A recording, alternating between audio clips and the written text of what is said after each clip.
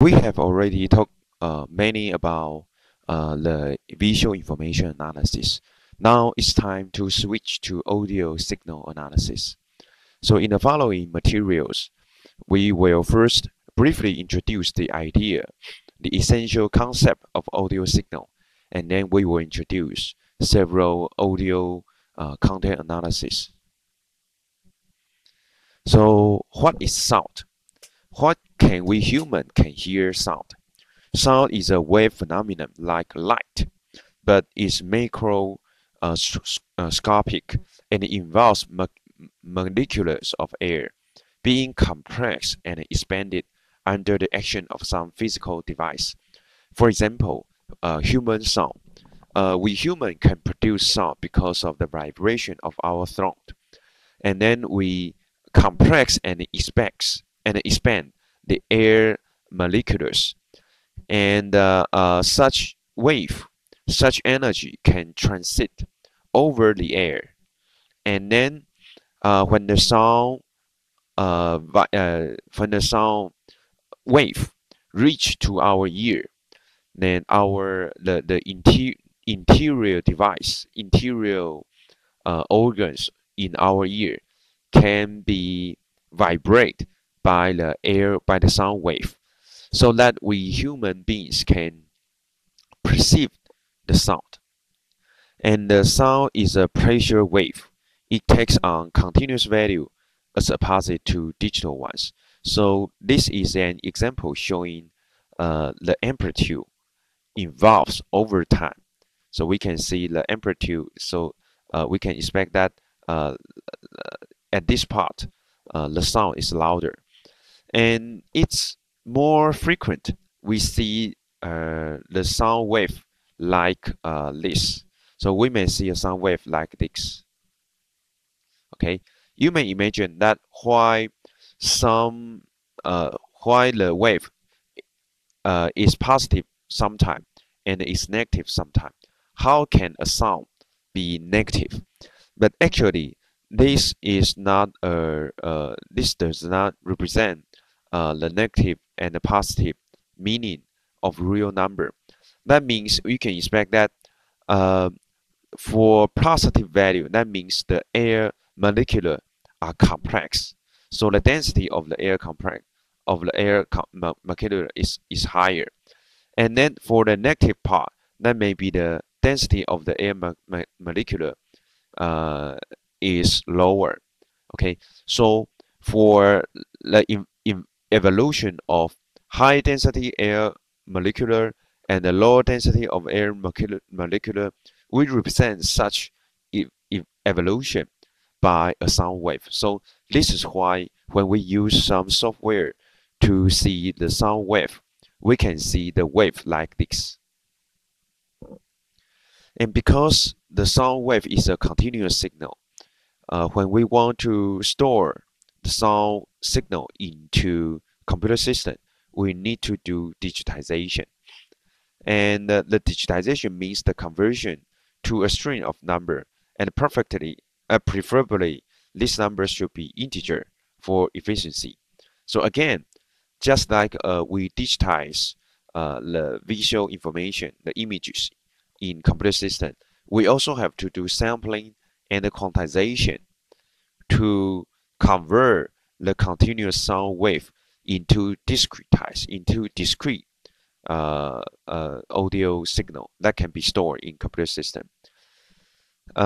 Here, for sampling, we can just check the value of the amplitude for at every time interval.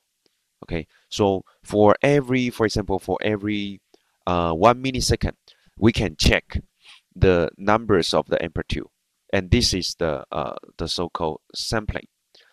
And for each value, we may have finite numbers of precision to represent the real value. So we need to do quantization.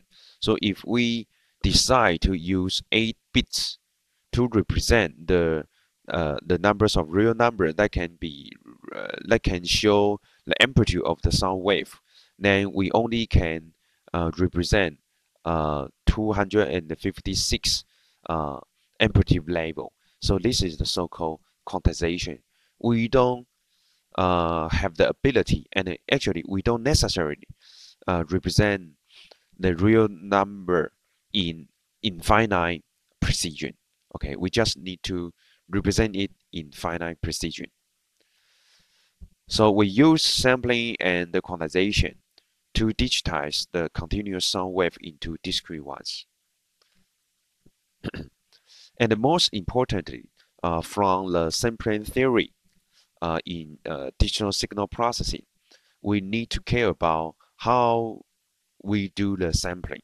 Okay, so the first kind of sampling using measurement only at evenly spaced time interval is simple. It's simply called sampling, and the rate at which it is performed is called the sampling frequency. For audio, the typical sampling rate are from 8 kHz to 48 kHz. Here, the 8 kHz means we need to sample 8,000 times per second. Okay, and this range is determined by the Nyquist theorem that will be discussed later. And typically, uniform quantization rate are 8-bit and 16-bit. 8-bit quantization divided the vertical axis into 256 levels. So this is why we give you the example. We can only represent uh, to the power of 8. So there are totally 256 levels. Or we can also we can also represent a sample point by 16 bits. Then we can divide it into 65536 levels. So why should we sample the audio signal by 8 kHz or 16 kHz or 22 kHz? Why should we do that? Because of the Nyquist theory. The Nyquist theory states how frequently we must sample in time to be able to recover the original sound. So let's imagine the following. Let's see the following example. If the sampling rate is just equal to the actual frequency, then this figure shows that the false signal may be detected. It's simply a constant with zero frequency. So, given this signal, if we sample at the actual frequency of this signal, that means we may draw a sample at this time point, and then maybe at this time point, and then this time point. So what's the problem? When we draw a sample at this time, we see that the value is around here. And next time, because we don't have high sampling frequency, next time when we draw the sample, this signal actually goes down here and then goes up and then goes down and then return to the same value. So at the next time when we sample, we also found the sample value is also here. And again, the next time when we draw the sample value is still here. So we may falsely understand that this signal is simply just like this constant. Okay, so why we are given such false perception? Because the sampling frequency is too low. Okay, we need to more frequently draw samples such that we can understand the original sound, original signal more accurately. So how if we increase our sampling frequency to 1.5 times the actual frequency? Okay, that would be this case. So at the first time instance, we may draw a sample here, and this time we have higher sampling frequency. So not we may draw a sample at this point. Okay, so this signal goes down here and it goes up here, and then we draw the sample. And this signal goes up and it goes down, and this time we draw the sample and so on. So we may draw the sample at here, here, here, here, here, and here.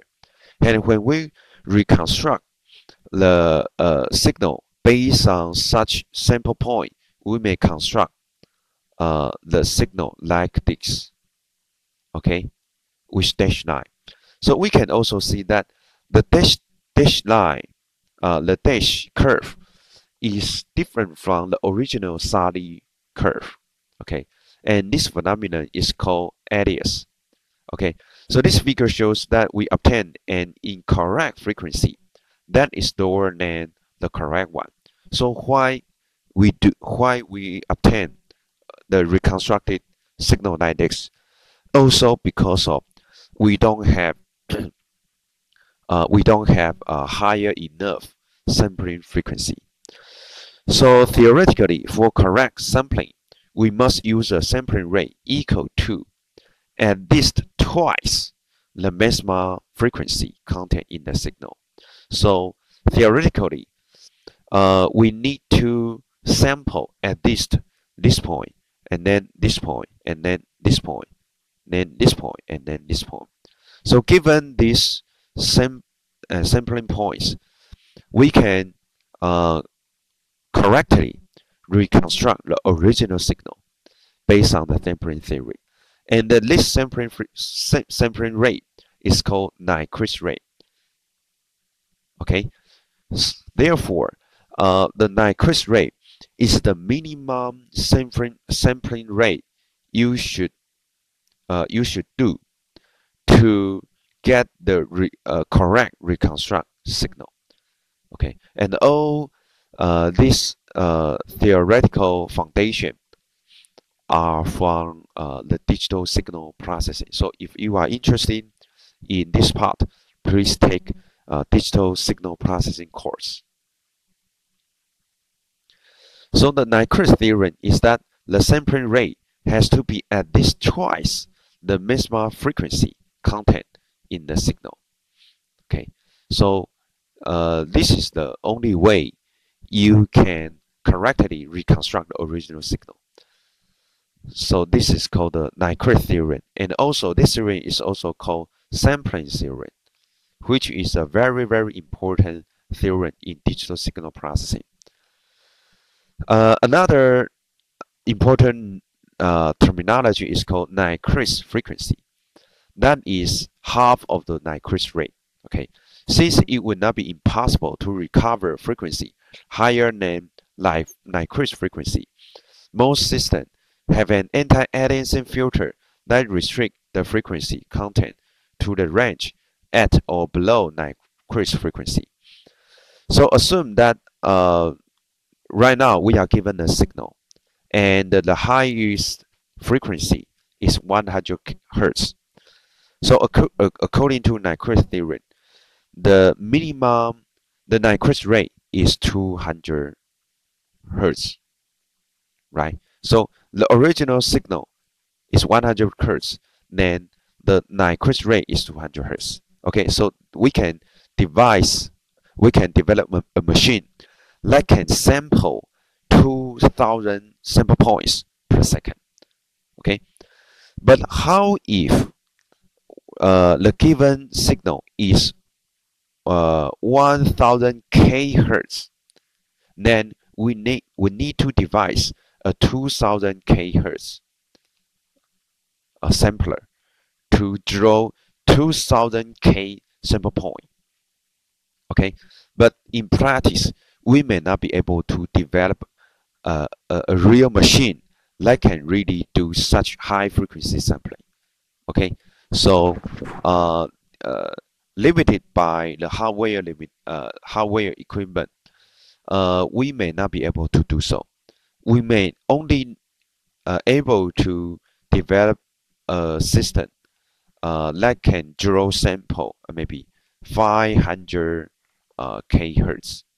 Okay, so this is what we can do at the maximum, and then limited by the hardware.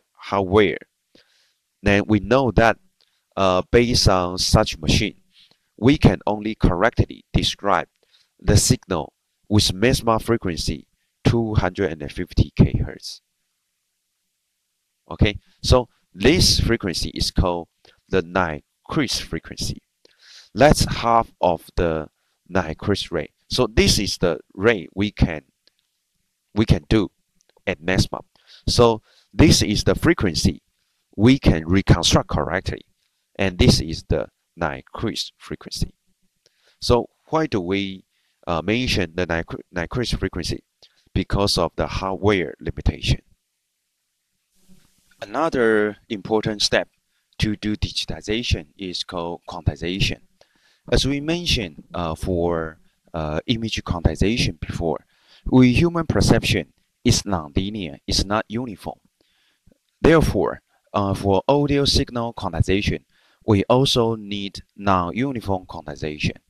And the idea of non-uniform quantization here is that our human ear is more sensitive to lower energy range, but insensitive to higher energy range. Okay, so we would like to set up more finely spaced levels where human hear with the most acuity. And we are going to quantize magnitude or amplitude. That is how loud the signal is. And there is a law called Weber's law that can describe the nonlinearity, the nonlinear property of our human perception.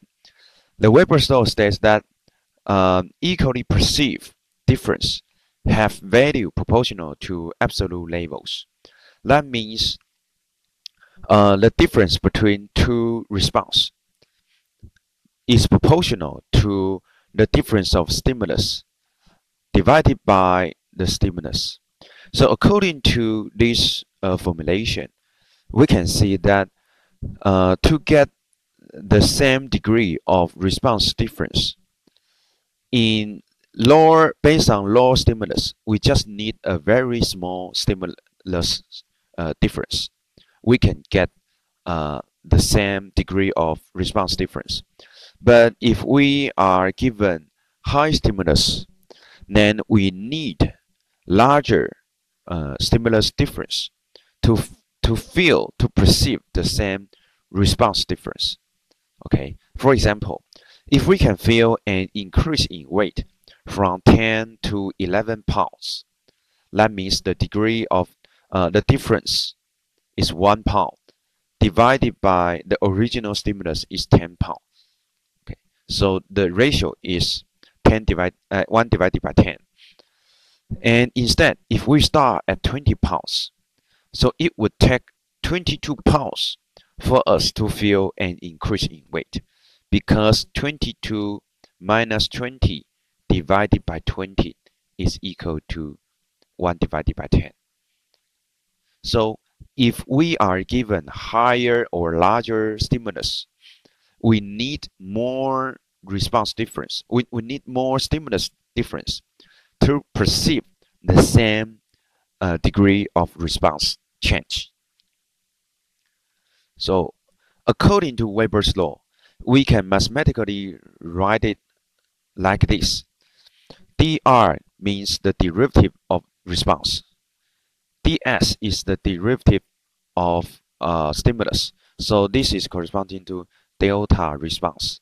And this is corresponding to delta stimulus. And divided by the stimulus. Okay. And because it's a proportional relationship, so we multiply k by this value and then get the response difference. And this is an differential equation.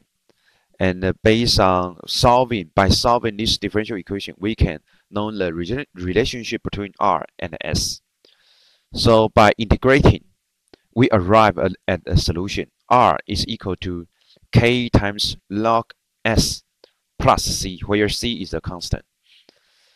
And we can also rewrite it like this. R is equal to K multiplied by log S divided by S0, where S0 is the lowest level of stimulus that causes a response. So you can see that if S is equal to S0, then response is equal to 0 as well. And the idea of nonlinear quantization is we first transform an analog signal from the original S space into theoretical R space, and then we uniformly quantize the R value. And because this transformation is a nonlinear transformation, therefore, if we linearly quantize R space, it corresponds to nonlinear quantization in the S space. So that's the main idea to do nonlinear quantization. And this is the basic concept. In fact, for step near the lower end of the signal, quantization steps are effectively more concentrated on the S-axis. And for larger value of X, one quantization step in R encompasses a wide range of S value. So this is the effect of the nonlinear quantization. And according to Weber's law, we can mention this effect. And in fact, actually, in many audio coding systems, they use the variation of the Weber's law that is called mu law or A law. Based on mu law, R is the relationship between R and S is defined like this. And actually, this equation is quite similar to what we have mentioned above. You can see here it's almost equal to K. Okay, the rho of this value is equivalent to K, and this is actually the stimulus divided by the minimum stimulus that can cause response. Okay, another method is called A law. A law is also similar. So here, this value, this item is corresponding to K, and this is the stimulus divided by the minimum stimulus. And they also have a more complex design, but the basic idea is the same as we mentioned above. And this figure shows the relationship between S and the R. So you can see here, if the normalized stimulus change from -1 to +1, then the R value is also changing from -1 to +1, but the effect is like this. And we can see here, for the same degree of change, for example, from 0 R value, from 0 to 0.2, the corresponding S value change from 0 to maybe to a very small number, like a 0.001, something like this. And if the R value change from 0.2 to 0.4, okay, then the S value change from 0.001 maybe to 0.5. And then if we change the R value from 0.4 to 0.6, then we see that the S value change from 0.5 to 2. So from this example, you can understand when we have equal response change, it corresponds to different degrees of stimulus change. And by linearly quantize the R value, it would cause the nonlinear quantize for the S value. Okay, therefore, this is the idea to do nonlinear quantization, and it has been widely used in audio coding and audio analysis. Given a complex audio signal, there may be many frequency components. That means this signal may consist of many energies from various frequency range. However, in real application, in many analysis work, we don't have to care about all the frequency range. We don't have to care about all the information or all energy in all frequency range. Many of them may be just noise. So before analyze, many works try to filter out unused or unusual frequency component. And prior to sampling and an analog to digital conversion, the audio signal is usually filtered to remove unwanted frequency, like for example speech. For speech signal, typically from 50 hertz to 10k hertz is retained because we human beings cannot pronounce the signals with frequency lower than 50 hertz and higher than 10k hertz. That would be impossible. So, for energy or for information um, outside this frequency range, that must be noise. Okay, and other frequencies are blocked by the use of bandpass filter. And if you are interested in design the bandpass filter, please take a digital signal processing course. Okay, and for audio music signal, we typically contain about 20 hertz to 20k hertz. Okay, because this frequency range is the lower frequency and the highest frequency we human ear can perceive. Okay, so if you remember, one of the most common sampling rate of audio signal is 48k hertz. Why 48k hertz?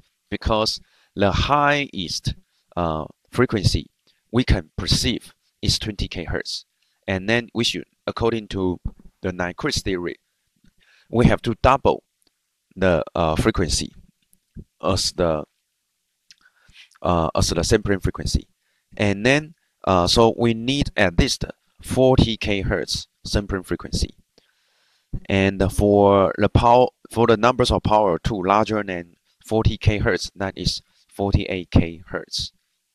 Okay, so this is why one of the most common sampling frequency is 48k hertz. And if you take a look about your MP3 file, you may check that the sampling frequency may be 22k or 48k. Okay.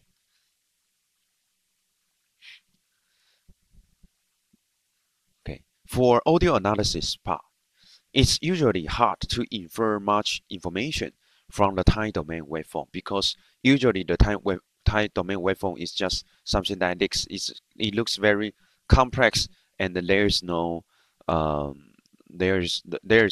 common characteristic. So human hearing is actually based on frequency analysis.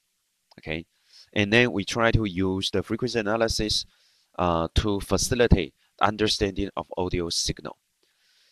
For our human ear, we have the oral cell.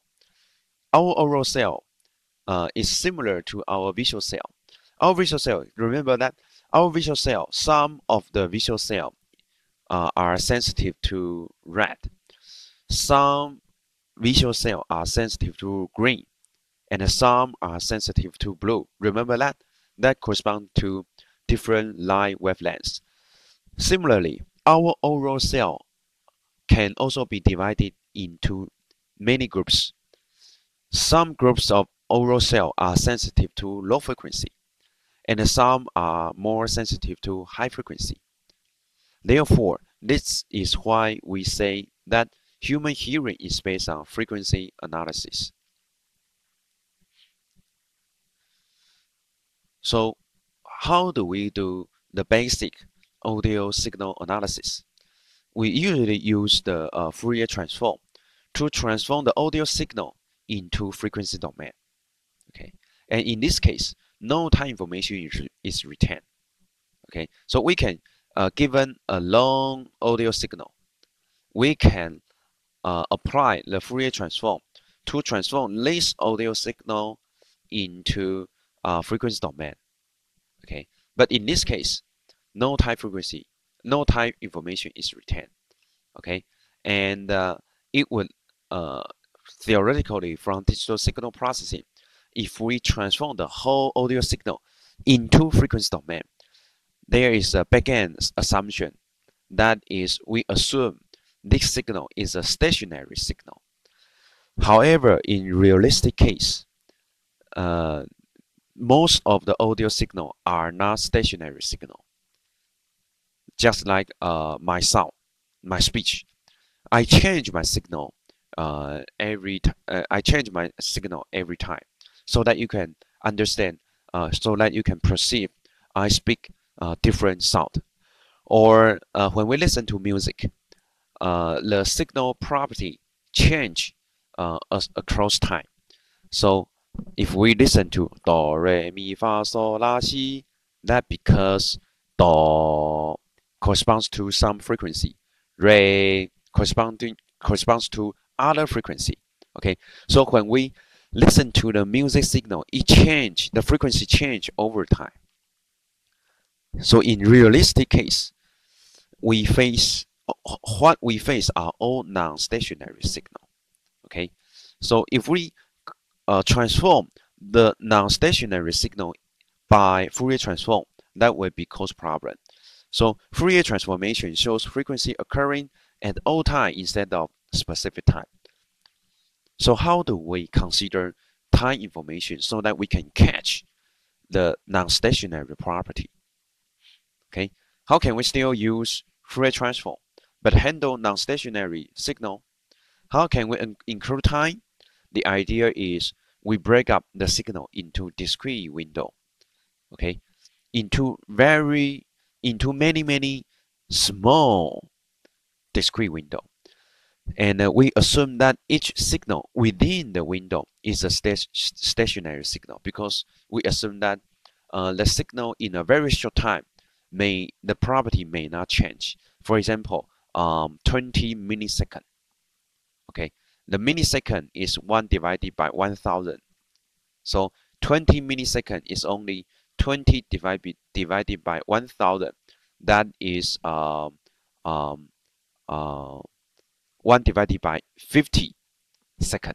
In this very short time period, we assume the signal is stationary, and we just apply the Fourier transform over each part. We just apply the Fourier transform to this 1 divided by 50 second audio segment. Okay, and for every such short segment, we apply the Fourier transform. And this is the illustration showing the so-called short time Fourier transform.